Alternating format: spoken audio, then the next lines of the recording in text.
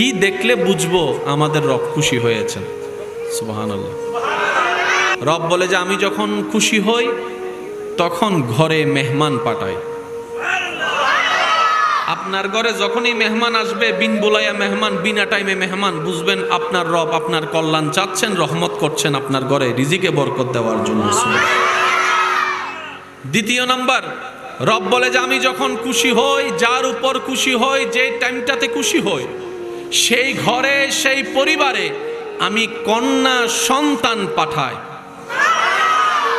তৃতীয় নাম্বার, রব বলে যে যখনই দেখবা আকাশ থেকে বৃষ্টি পড়া শুরু হয়েছে, বুঝতে পারবা আমি রব খুশি হয়েছি।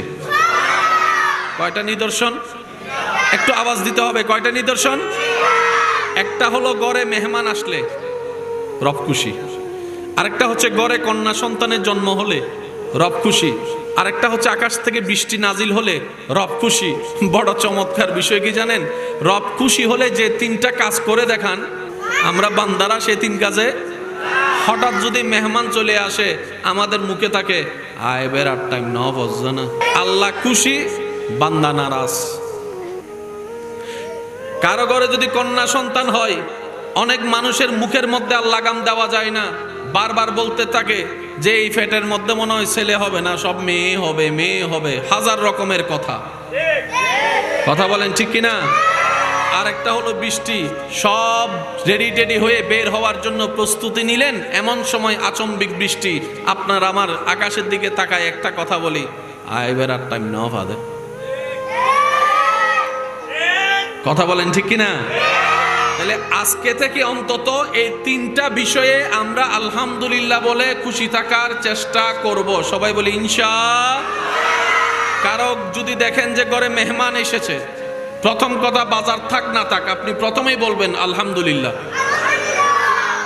যদি প্রশ্ন করে তোমার ঘরে বাজার নাই নিজে খাওয়ার মতো, মেহমান দেখে তুমি খুশি হলা কেন, আপনি বলবেন আমার রাজ্জাক যিনি রিজিক দেয় তিনি মেহমান পাঠিয়েছেন, সুতরাং মেহমানদারি কিভাবে করব আমার টেনশন করার দরকার নেই, যিনি রিজিক দিবেন তিনি রিজিকের ব্যবস্থা করে দিবেন। সুবহানাল্লাহ,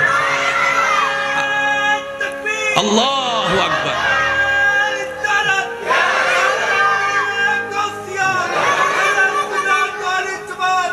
উচ্চ আওয়াজ একবার বলেন মারহাবা। আর কারো ঘরে যদি দেখেন 4টা মেয়ে হয়েছে, 5 নম্বরটাও মেয়ে, আপনি বলবেন ডবল আলহামদুলিল্লাহ। পারবেন ইনশাল্লাহ?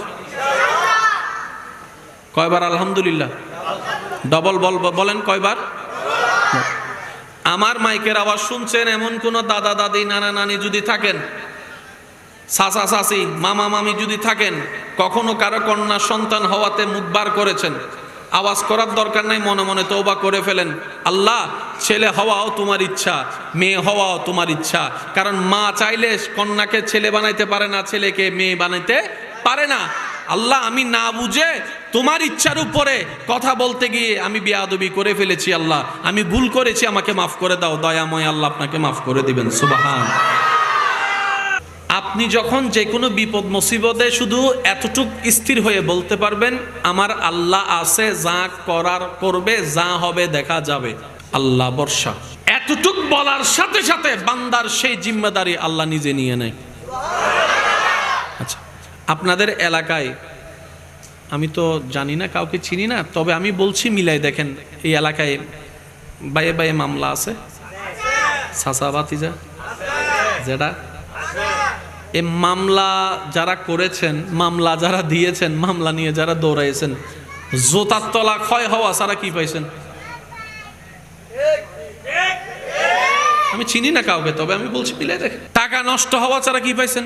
টেনশন করা ছাড়া কি পাইছেন? দৌড়াদৌড়ি করা ছাড়া কি পাইছেন? আহামরি লাভ বলতে কিছু জোরে বলেন না। এমন হয়েছে 1 ইঞ্চি জায়গা বাঁচাইতে গিয়ে ওই মামলার পিছনে দৌড়াইতে দৌড়াইতে খরচ করতে করতে 10 কানি জায়গা কিনার মতো টাকা। এবার বলেন লাভ হয়েছে না লস হয়েছে? আমি মামলা দিতে নিষেধ করছি না, দেশের আইনের প্রতি শ্রদ্ধা আছে, তবে আমাদের আরেকটা কথা মনে রাখতে হবে, আমরা দেশের আইনে মামলা দিয়েছি বাংলাদেশি হিসেবে, আমাদের আরেকটা মামলা দেওয়া বাকি আছে, সেটা হচ্ছে যে বান্দা হিসেবে রবের দরবারে। এই মামলাটা যদি আমরা চালু রাখতে পারতাম, 1 ইঞ্চি যাওয়ার বিনিময়ে আল্লাহ আপনাকে 10 খানি জায়গার মালিকও বানাই দিতেন। আমরা আসলে চাইতেও জানি না, বলেন না, নিতেও জানি না।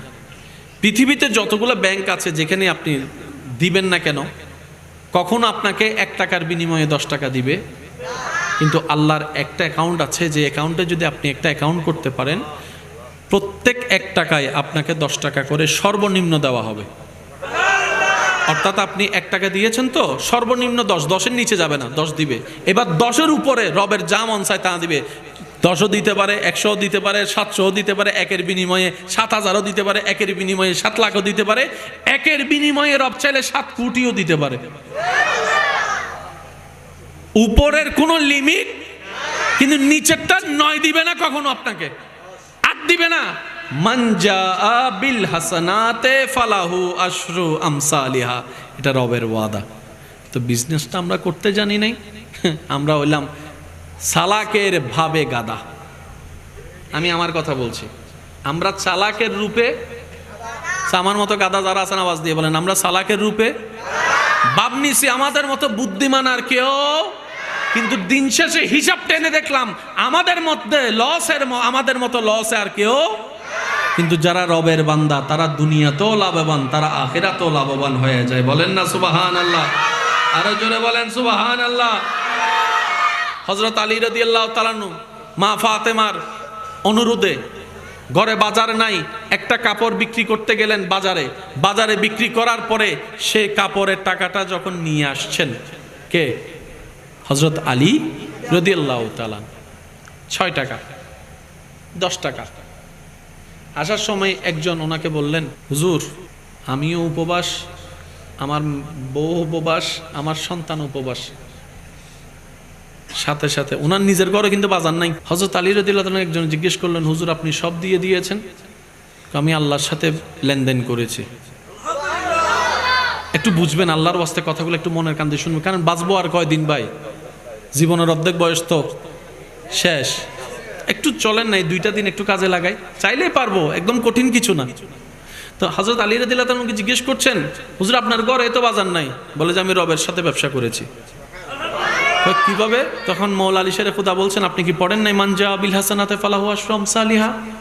আমি রবের খুশির জন্য রবের বান্দাকে দিয়েছি, ওই বান্দার রবেই আমাকে দ্বিগুণ করে আবার বাড়িয়ে দিয়ে দিবেন।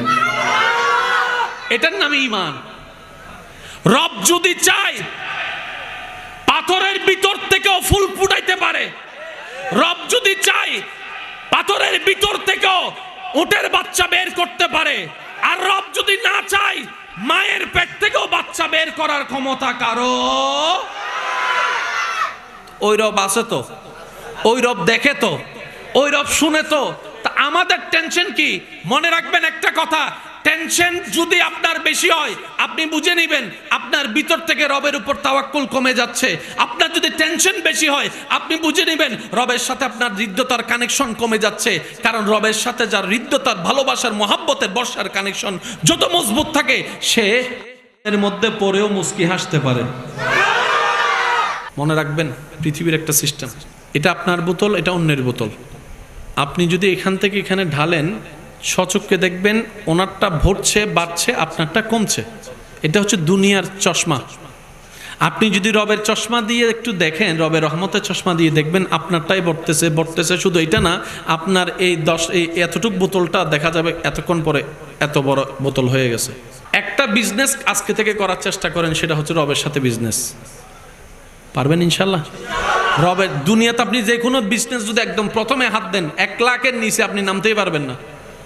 দোকানও সালামিও আছে 5 লাখ, এসো বাড়া তো আলাদা। দোকানের সালামিও আছে, আর স্বাস্থ্য ভাই, জ্যাঠতো ভাই, খালতো ভাই, অমুক সমুখকে নাস্তা করানো আর আছে 2 লাখ।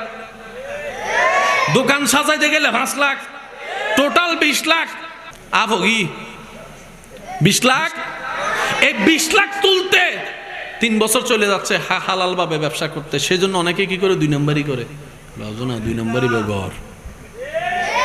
রব বলে যে যদি তোমার কাছে টাকা না থাকে তুমি টেনশন করিও না, তোমার সুন্দর কথা আছে, সুন্দর কথাটাকে তুমি দান করো, এটাও দানের অংশ হয়ে যাবে। সুবহানাল্লাহ। কারো সামনাসামনি হয়েছো, সালাম দিয়ে কথা বলো, এটাও দানের অংশ হবে। মুচকি হেসে কথা বলো, এটাও দানের অংশ হবে। কেউ গর্তে পড়ে গিয়েছে, হাতটা ধরে তাকে টেনে তুলো, ওইটাও দানের অংশ হয়ে যাবে।